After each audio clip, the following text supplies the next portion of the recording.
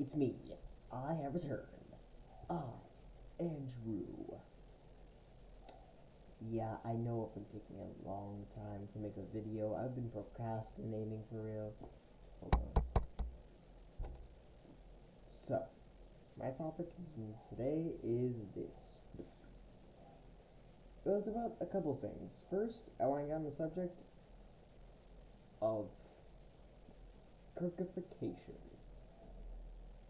Yes. The phenomenon that has been coming to pass on sites such as Instagram Reels known as Kirkification, where the face of Charlie Kirk is utilizing by the utilization of artificial intelligence is being put on random photos or videos as a form of mockery towards Charlie Kirk. Now, I don't agree with everything Charlie Kirk says, but he was a good guy. He had a family.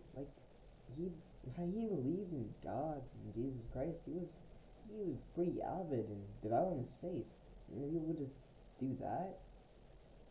Why? What did he do to you? People who just hate him, why? And the way Charlie Kirk was murdered, too. The way that Kirk was murdered, with the bullets, what was written on them.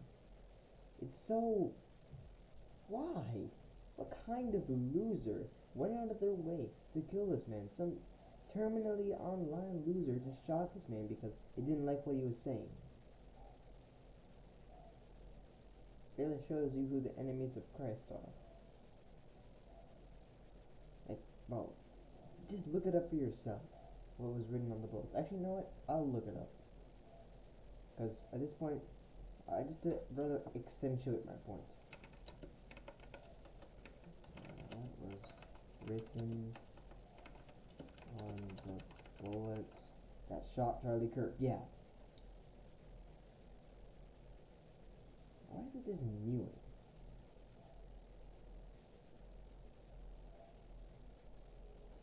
I'm going insane. Fascism. Whoa, he's not a fascist.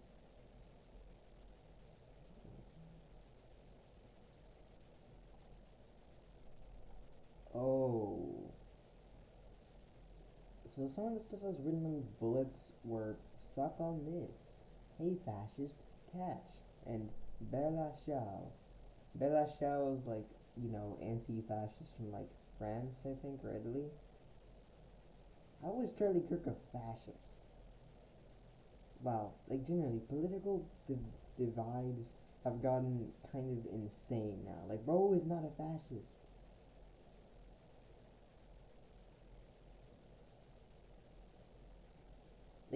I don't know what you think, but conservatives aren't fascists.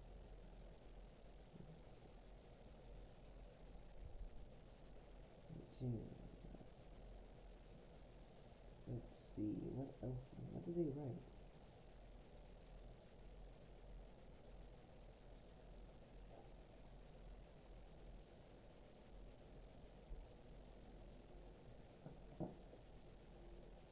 Okay, scientists. I don't care about writings on bullet casings. I just want to see what was written on them. Alright. Fine. So basically, the things that were written on these bullets that were shot Charlie Kirk, because for some reason, this really gives a lot of insight onto who shot Charlie Kirk. Notices bulges. Oh, whoa, what's this? I'm not saying that again. Go find it out yourself. Who? The person who shot him wrote that on one of the bullets. Genuinely. Why? How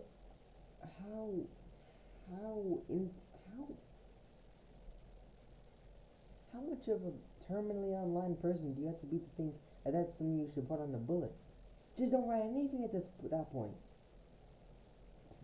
And there was also this. Yeah, I already mentioned. Hey, fascist, catch. Up, down, left, up. Up, up, right, down, down, down. written right after that. Yeah, sorry, bro. I don't know. I don't really know the Contra code. I don't know what that one is. Bella Shah, Bella Shah, Bella Shah, Shah. Yeah, Bella Shah. That was already mentioned. Again, the anti-fascist thing was used against Benito Mussolini's dictatorship. Like, okay, but again, Charlie Kirk isn't fascist. This really gives us a lot of insight into who shot him. Like, really, how? The society has really gotten to a point, man. Political divisions have torn people apart and have made people violent and just deranged. Like, abominable to this point where you could just write. Also, another thing that was written was, if you're reading this, you are gay. When kids and young people get radicalized, they become like this. Even I am like this sometimes. Like, something bad happens to me, like, I get extra homework, or I have to do the dishes, or like I accidentally delete like a bunch of important files or videos from my childhood, and then I'm like, okay, I want to make a weapon to murder everybody, and I want to commit murder.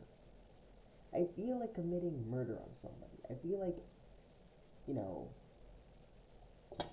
and then in my mind I'm like, oh, we need to rise up and make our own new nation to find the true God. Not about love, but about destruction, violence.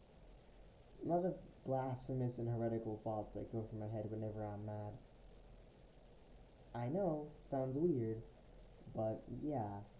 God, I guess Jesus Christ really was spitting facts when he said, whoever hates his brother is a murderer in his own heart. Because when you hate somebody, you want to murder them. It's the pipeline, bro. It's the pipeline. Anyways,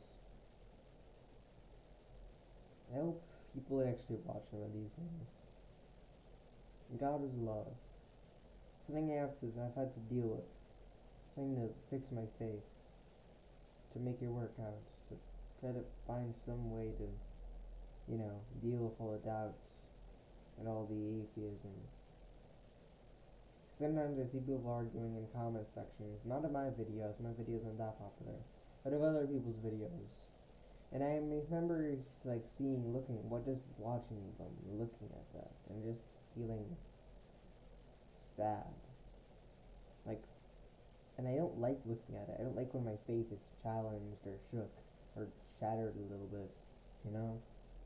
But for some reason, it's become like a weird traumatic addiction. Like, I need to just look at it as if to hurt myself even more so. It's not the only way I've hurt myself. I guess it's just how it is in the life of a strange person. In a way, all Christians are a bit strange. You worship a guy who is actually the Son of God and came down to die for all our sins, who preaches that we should love our enemies and pray for those who decide to persecute us.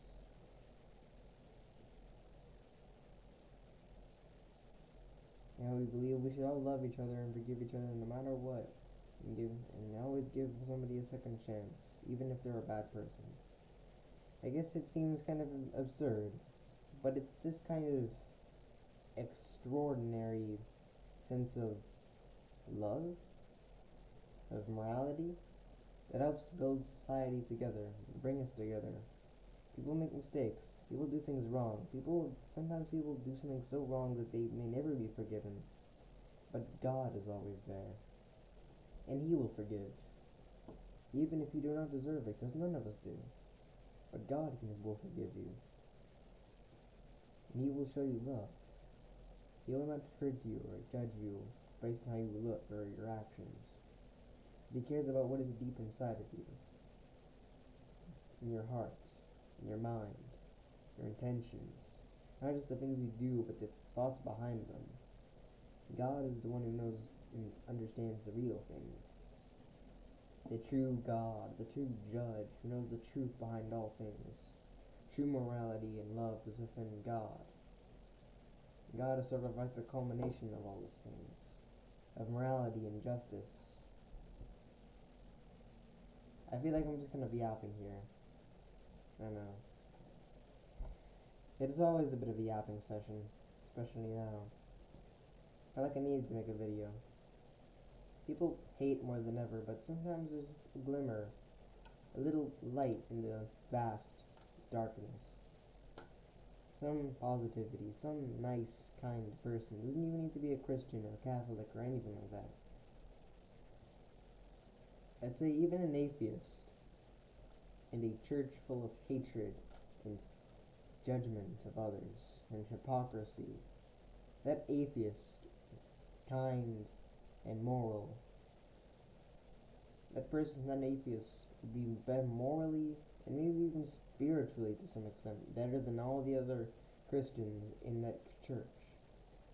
Such possibility is, it is a bit, the scenario is a bit, implausible. Not necessarily that there are no kind or moral atheists, but that there would be, one, an atheist in a church, and two, he'd be the only kind and moral person, as if every single person in that church would be morally corrupt.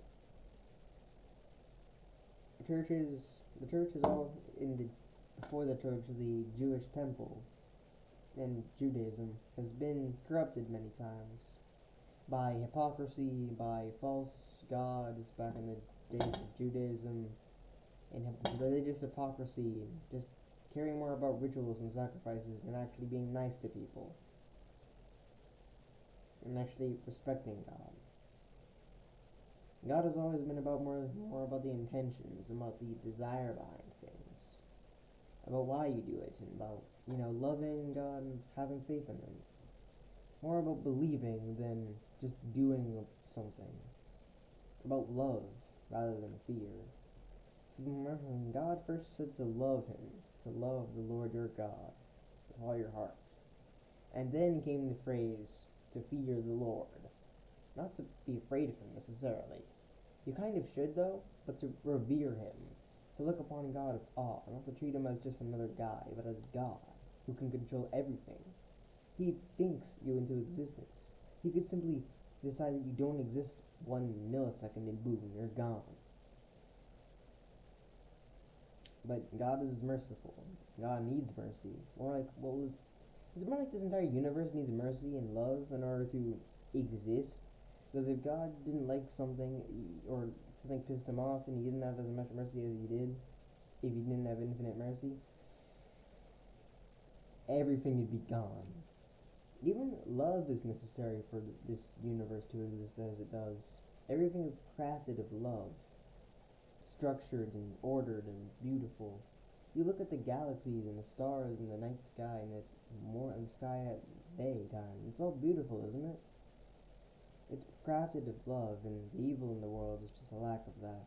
But triumph and victory over evil is better than if there was no evil at all. And soon there will be an infinite victory, an eternal victory. An infinite triumph over the evil that once was, or currently is, in our case. I don't know if anybody will ever even watch these. If anybody even watches my videos. If you do, thank you. May God bless you. Because God is love. And whoever has God has love. The thing is, to have faith in God, really, it's not really about seeking God. Well, it is, but what must come first is God revealing Himself to you. God seeks you, and God shows Himself